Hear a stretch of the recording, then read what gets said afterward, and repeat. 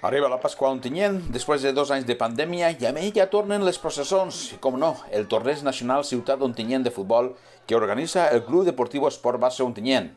Enguany, torna a la seva data habitual i, sobretot, recuperant el glamour d'altres edicions.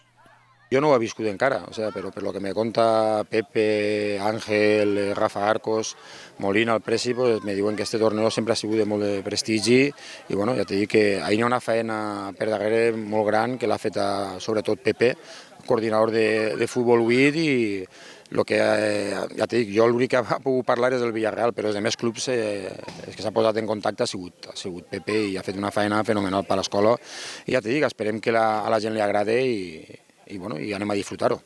Home, és un torneig que ja ho has dit tu i ho ha dit Pasqual, que és un torneig de gran prestigi.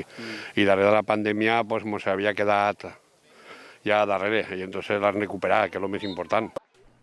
Tornen equips com el Villarreal, l'Hèrcules, l'Elx o l'UCAM Múrcia, entre altres, a banda dels equips de la nostra ciutat, que lluitaran per donar una gran imatge entre tants equips potents.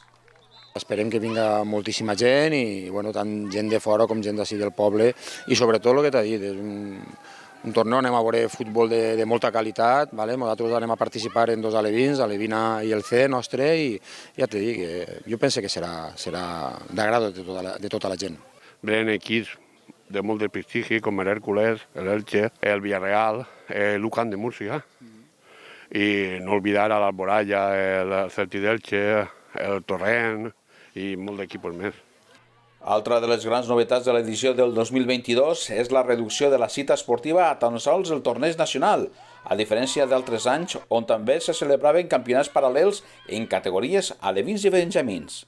La 21a edició del torneig nacional es disputarà al llarg de la jornada de divendres 15 d'abril, la final de la qual està prevista per a les 7 de la vesprada. El que està assegurat és el doble espectacle a terrenys de joc i a la grada. Tots dos donaran color festiu i esportiu a una ciutat que sol patir l'èxode vacacional d'ontinyentines i ontinyentins per aquestes dates.